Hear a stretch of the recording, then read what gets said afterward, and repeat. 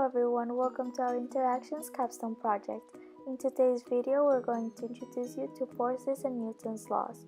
How exactly does Newton's laws describe the interactions between objects?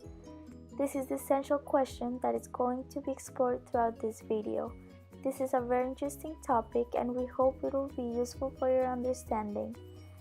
Hope you enjoy and keep watching. To start off, we're going to introduce the different forces known to physics.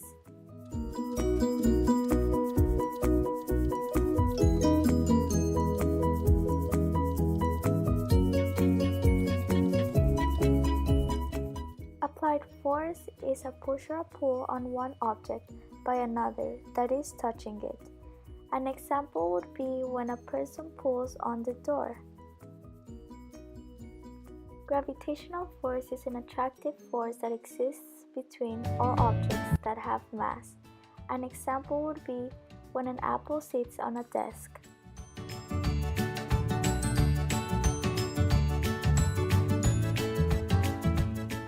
Normal force is the support force acting perpendicular to the surface.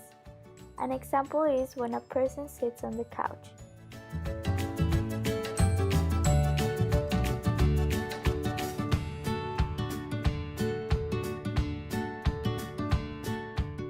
Frictional force is a force exerted by a surface as an object moves across it or makes an effort to move across it. An example would be when a person walks.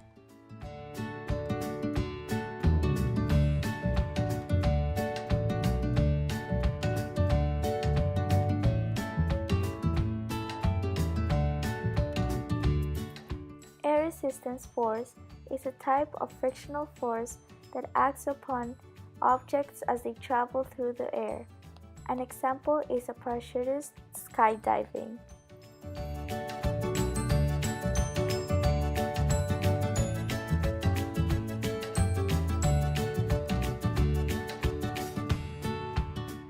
Tension force is a force transmitted through a string, rope, or wire. An example is when a person pulls on a rope.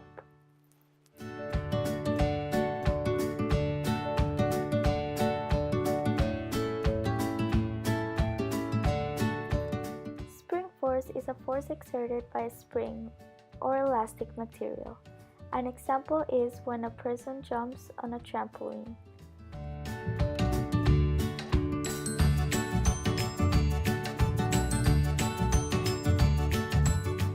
When comparing and contrasting mass and weight, we're able to know the various things within their quantities, such as their characteristics, units, how mass and weight changes or not with location. The amount of matter in an object is mass, that is also known as m, is measured in kilograms, while weight, that is the measure of the force of attraction between objects due to gravity, also known as Fg, is measured in newtons. Weight will depend on the gravitation due to gravity, while mass will always remain the same. Some additional facts about mass and weight is that mass is closely related to inertia and can not be measured directly. On the other hand, weight is closely related to gravity and can be measured directly using a scale. An example to compare both would be an astronaut. The mass is the amount of kilogram the person has, so it won't change whether he will be on Earth or on the Moon. On the other hand, his weight changes depending on the acceleration due to gravity, so his weight will be different when he's on Earth and when he's on the Moon.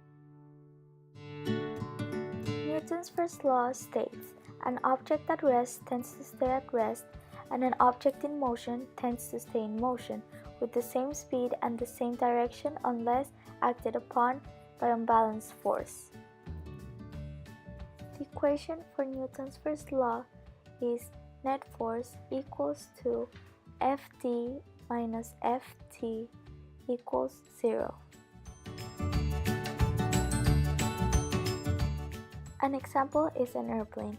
The forces that are acting upon the airplane is drag and drift. When an airplane is in the air, it is flying at a constant speed. Therefore, the forces drag and drift are equal balance since it is not accelerating or slowing down. Newton's second law states that for a particular force, the acceleration of an object is directly proportional to the net force and inversely proportional to the mass of the object. The direction of the force is the same as that of the acceleration. The equation would be the net force F equals Fa minus Ff equals ma. The forces that are acting upon the shopping cart is applied and friction force. More force is needed to speed up and push the shopping cart, so the applied force has to be greater than the friction force. Therefore, the forces are not balanced. Newton's third law states that when one object exerts a force on another object, the second object exerts on the first an equal force in opposite direction. Action A on B, reaction B on A.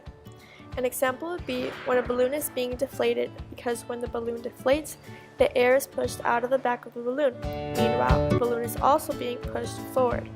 The balloon pushes up as the air pushes down. The other example would be nail and a hammer. A hammer exerts a force on the nail and drives it into the wall. Meanwhile, there must also be an equal force exerted back on the hammer in the process. While the hammer exerts a force on the nail inwards, the nail exerts a force on the hammer outwards. They are a pair of forces, one acting on the nail and the other acting on the hammer. Thank you for watching, and we hope you enjoyed this video.